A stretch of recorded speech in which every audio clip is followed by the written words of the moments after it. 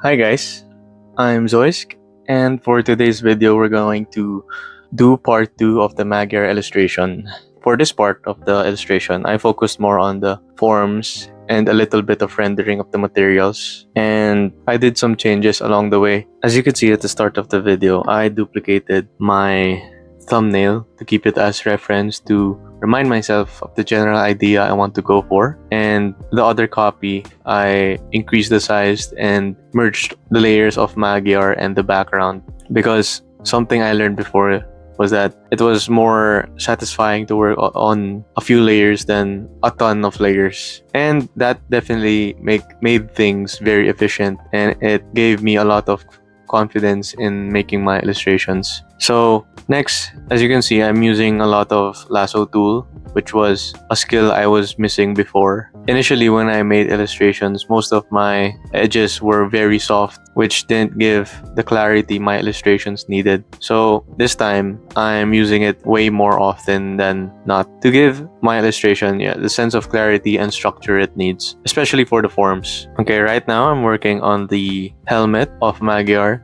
to serve as the motivation for the whole process, because I learned that the best way to keep going or to keep doing your illustration is to have some parts of the illustration where it gives motivation. And that is the helmet, which is the focal point. Admittedly, I had a hard time rendering the forms, especially with the unique shape of the helmet. It's a mix of curves and straight edges, which is a very cool design for Magyar. It definitely makes him very intimidating. After that, I worked on the scarf. I actually had a hard time plotting out the lighting, the armor, and the scarf. Making this illustration made me realize a lot of weaknesses I have and stuff I need to work on as an artist. I definitely have a long way to go. But yeah, so far, as I keep drawing my illustration, I try to stay calm, and I try to enjoy the process and not pressure myself too much with the details. I try to zoom out and let loose and not stress myself out with the details.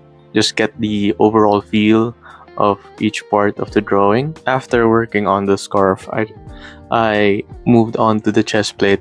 I tried to make a very unique design with how the chest plate is shattered or is opened up. Yeah, but so far I can't imagine how the shattered armor would work in my illustration. So I just went with something like a floaty broken metal armor filled with cracks and debris and soles. So yeah, I had a hard time, and so far as I drew this part of the illustration, I think one of the things that was hard for me was giving the armor depth, because if you look at the cracks, it feels thin, like it's made of paper. And yeah, I don't think it's working out, but we'll see as we go. And using my reference at the top right, I use that as my lighting reference as well to give my chest plate more sense of form. After that, I moved on to the shoulder pads, giving it the size and shape that it needs to make it look badass. Because in the original artwork of Magyar, I think one of the important parts of his design is the shoulder pads. While I was making the shoulder pads, I had a hard time with doing the perspective of the, I don't know what that's called, the slope where it goes out. For some reason, I can't imagine some parts of the forms here. But so far, I like how I rendered the metal. It definitely gave some form on the shoulder pads, and hopefully as I add more details, it would still work with the whole illustration. After working on the illustration, I moved on to the arm braces. For some reason, this one I wasn't satisfied with the way I rendered the arm braces. And again, this part, I was very confused on how I would render the lighting, because the light is coming from everywhere, all over his body. And after that, I rendered more parts of the chest plate again and the scarf to make it look more epic or realistic. I had a hard time thinking about how the lighting would work, because in the original design, Magyar's arm was glowing. It had some ethereal or spectral glow on his arm. So I was thinking of how I would render that. Maybe I could do like a chainmail and light passes through the holes of the chainmail. Or maybe I could just make it purely ethereal.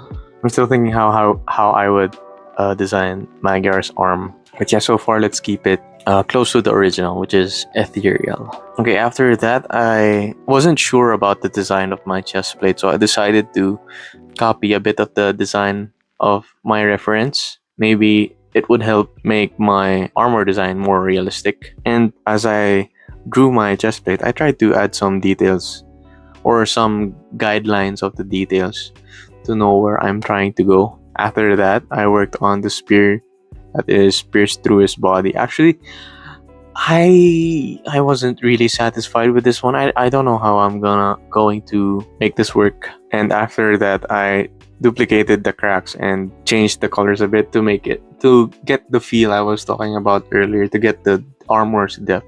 Then I got super burnt out with rendering everything, so I decided to go back to the helmet and try to make it prettier and try to render out the lighting and the forms and the depth of the helmet to give myself more motivation again along the process. That's what's hard for me when making an illustration.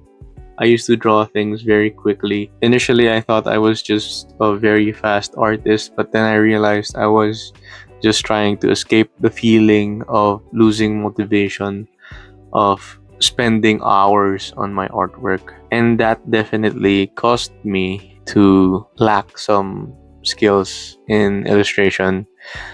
So this time, I'm going to take my time, be patient with the process, and try to enjoy every part of it and not let my perfectionism take over. But yeah, so far, when I did Magyar's helmet, it definitely gave some motivation again. I like how I made the helmet's rendering. I'm sure it could definitely use some more work, but it will get there. I think this will be a very long challenge where I would take my time rendering this whole process. So I'm guessing it would take like 4 to 5 parts or 6. We'll see. But yeah, after that, I decided to add a bit of more design similar to the reference, because it felt like Magyar was not wearing anything secured on his lower body. So I decided to add some platings and some chainmail and the cloth around his lower body. Then after that, I'm going to render it. So that's it for today's video, guys. And hopefully you guys learned something.